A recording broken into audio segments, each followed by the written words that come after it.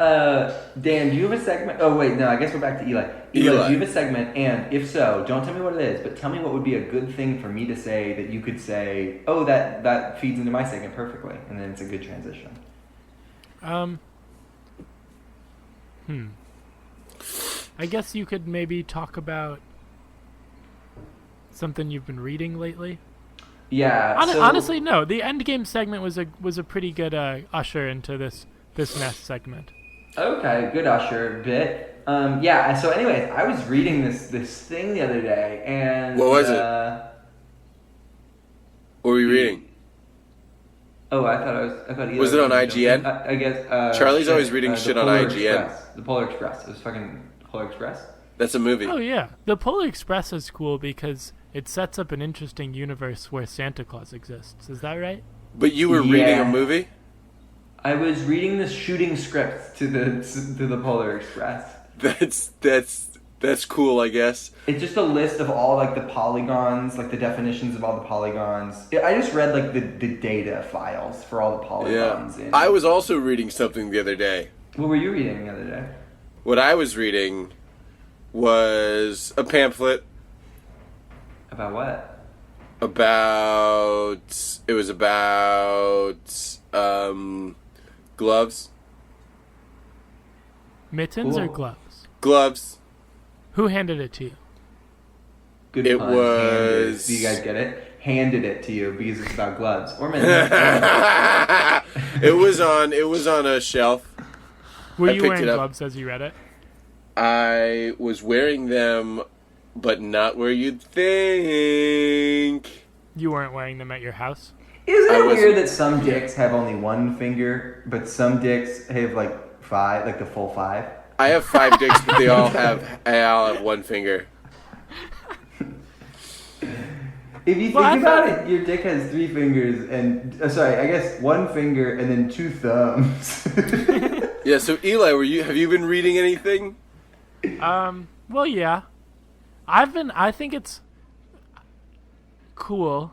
I've been reading a fantasy novel, and I am like basically 2,000 pages in. It's a series, and I'm just shocked at how well planned it is. Like, this guy thought of the universe before he even started writing, and there's like things that existed in the universe in the beginning of the first book that like are now being important, and he just like must have planned ahead. And I thought it'd be fun for us to invent a sci-fi or a fantasy universe of our own making with our own physical rules and properties. And we gotta have something that we mention early and then comes back later. It doesn't have to be like that. That was just what made me think of it. I think it'd be really impressive though if we could do that. Should it be like something about onions making you cry? In our universe, of course. In our universe, when you cut apart a person, they also make you cry.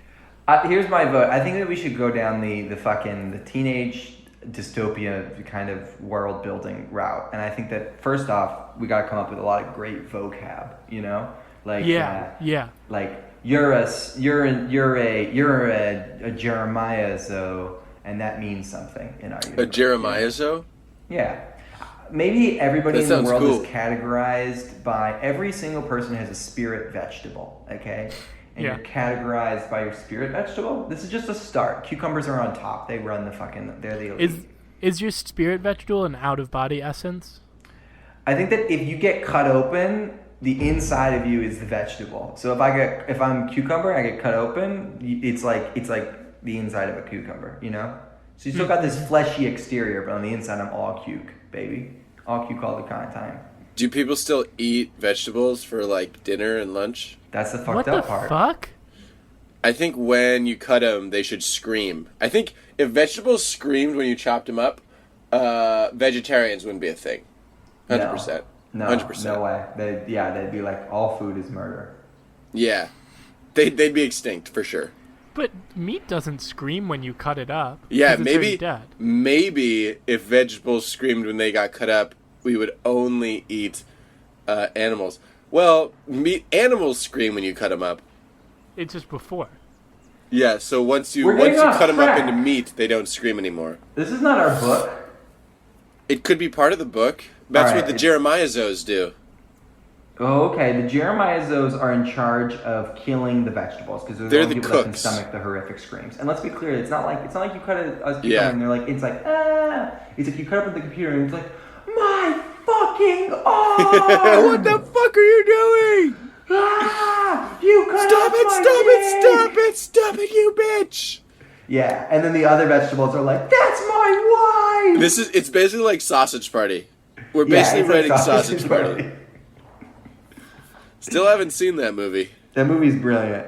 Okay, so the Jeremiahs are in charge of preparing vegetables. I watched The 40-Year-Old Virgin for the first time like 2 weeks ago. Again, we're getting off track, but maybe that's part of it too. Yeah. Well, maybe we could kind of work in the mythologies of other great works like The 40-Year-Old Virgin. Okay, everybody's a virgin until they're 40. I Yeah. was trying to come up with a Perfect. segment, and I was looking at the 40-Year-Old Virgin for inspiration. Really? Because I played trivia recently, and one of the categories was they gave us a movie title, or they gave us a description of a plot of a movie, and the plot of the movie was just slightly different than the original movie, where one of the words of the movie plot had been anagrammed to change the plot of the movie. Like, one of the ones they did was What? Wolf of Wall Street, but they changed it to Fowl of Wall Street, and so they just described Jordan Belfort as like a chicken going through and being an investment banker, and then you had to figure out what the title of the movie was. And so I was trying to think if that would be a cool segment, but I didn't actually come up with it, so I didn't suggest it. But I was looking at the 40-Year-Old Virgin trying to figure out an That was anagram. so complicated. Yeah, it's really complicated. Wow. All But right. The 40-Year-Old Gervin. The 40-year-old German. Is that what you said? That movie's way less interesting. The 40-year-old German. Okay, so the Jeremiah knows they cut the vegetables. They're in charge of that. Who They're makes the the cooks. sauce? Oh, none other than the Picolotos, and the Picolotos make the sauce. The What if Picololos chefs- have been entrusted to make the sauce because they have taste buds that have a They're the only people that can taste Marganjo sauce. quality. Yeah. What if the chefs were like the biggest leaders in the communities of like in this world, you know? So it's like there's no priests, there's no political leaders. It's the chefs that we look for. Yeah. For- But how do you guidance. rise to the level of chef from Morgo? You have to kill a chef. You kill it. You do have to kill a chef. Yeah, they're also kind of like samurais. You have to kill the chef, and then you have to prepare a really like a meal that tastes better than like you have Chef. to make a meal out of an existing chef, and it has to be very Without delicious. crying? Are you allowed to cry while you chop up the chef? Because that was kind of the first stipulation of our universe. Yeah, you can't cry. So there's another group of people called the Cry Police, and if you cry, they cut you up, and they never cry. Except that's the beginning of the book, is that there's a member of the Cry Police, and he cries, and it's like, shit. They fucking These what's the- motherfuckers never cry. What are those thin strips? They julienne his ass. Yeah, and then it's revealed later in the book that the Cry Police man who cries also can taste sauce, which is something that the Picololos can only do. So now Yeah. we got this guy who's sort of caught between worlds. He's part Cry Police, but he's not fully a Cry Police. And he also can you're- taste sauce. We already I killed that. don't Cry mean to police. stop you, but you're just getting a little bit into plot, and we're just not ready for Yeah, plot. we're trying to Okay, flush out the sorry, I'll step universe. back. We're trying to flush Thank out the you. universe. I think there should be a lot of like ritualistic fighting between the chefs though, because they're the great warriors of the world. So they're like fucking just jousting with spatulas and shit. And a chef's Absolutely. knife is just a katana. They call And them there's, chef like- knives, but they're katanas. There's like one oversized chef with like a meat tenderizer who just like bashes people's heads in. Fuck. He's the bad guy, obviously. Sorry to get into plot, Eli. Jesus. Don't bring Jesus into this. No, Jesus is a Sorry. part of it. So Jesus is real. And Jesus, Jesus is the head chef. He's the head chef. Don't call him Jesus. Call him chef. Okay. Yeah. So But yes, chef. chef spelled CHEPH. Yeah. Chef. Sure, man. He's That's the how all top chef chef, is spelled in if you this will. book. So, and then if you die, you go to Hell's Kitchen. I mean, What's that's the most- obvious. What's the most lowly? I feel like we should go into like the lowlier classes. What are the poor? What are the peasants in this world? So there's the hungry eaters, and that's like sort of a large corpus of people who just eat. That sounds like the rich people. No, they're the poor. Whoa. I know, that's what's different. Mindfuck. Yeah. Yeah, the wealthiest people don't even need to eat. They They don't need only to eat eat. when they're like just so satisfied with a meal. Yeah. The hungry eaters and they only eat. Like, they're just So all wait. like hog people. And they're just The the rich people only eat Have you after seen they've Wall-E? had a good They're meal? like the people from Wall-E. Yeah, but fatter. Wally's Fat. all robots. You dumb That- piece of shit. Yeah, that's what you think. Okay, so the hungry eaters, we need some sort of wait staff class. Oh, totally, definitely. yeah. Well, what if the waitstaff class is like... What if it was all seat yourself? I'll see you. What if... I think the waitstaff class is just people who press buttons that make other people's heads chomp forward on these little ball food thingies. That makes other people's heads chomp So forward. I feel like Like Hungry Hippos style. Oh, yeah, Instead of yeah. Hippos, it's the Hungry Eaters. Each hungry eater is attached to like a fucking reverse bear trap, and there's a man behind them. A What the reverse bear trap. Yeah, it's like attached to their jaws, and it opens. What is What? a bear trap? You guys don't know what a reverse bear trap is? It's from the No. Saw movies. It's basically a big hook put into your lower jaw and your upper jaw, and then it opens really fast, and your head gets fucking torn in two. wow, that sucks. But in this situation, it wouldn't open fully. It would open just enough to chomp. Okay, so this is my new idea. So here's why the hungry eaters exist. There's a trash crisis. I know this is a little bit like Wall-E, but so the hungry eaters have decided that they have to eat all the trash in the world. So now they're the low class, for sure. They're the low class. Yeah. And so the chefs are the people that can somehow make this trash good to eat. So they're up there. So chefs are kind of anti-global warming. Yeah, pollution. it's definitely an anti-global warming sort of theme. Yeah. It's not a sci-fi if it's not heavy-handed. Right, right. I like the social commentary for sure. Yeah.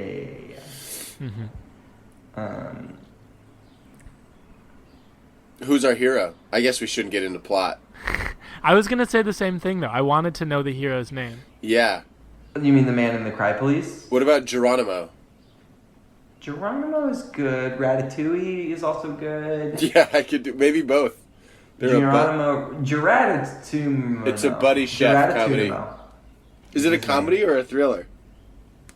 It's both. Those are the two kinds of movies. But this is a book, It's so this could whatever be- the universe creates. Is it an encyclopedia? Within this universe, there are both comedies and What if we thrillers. start with like the Silmarillion, and then we write the novel afterwards? I mean, think that's how it would work. Yeah. We just need to find characters within this universe living their lives. Like the and story as writes we- itself. Exactly. Yeah, exactly. Like, we don't need to write stories because we built a complex and like interwoven universe that now we just have to watch it. We take little vignettes of people within this universe. Right. And we see what happens. That's why there's comedy, there's thriller, there's romance, there's romantic comedy. Is there there's, porn? Film noir. There's there porn? Godzilla plot lines. Is there there's- porn? Sorry, I couldn't catch that. Is there porn? No, there's Yeah, no yeah. point. No, that's the one thing there's none Oh, of. there's no... Okay, yeah. I guess because Nobody people thought. probably don't have Sorry, sex. I was saying corn. Is there corn? There's food porn. There's no corn. No, I'm allergic to corn. Yeah, that's I like forgot. a hard I stop forgot on you corn actually because were Eli's allergic to allergic. corn. I can't put it in a book. That's the weirdest.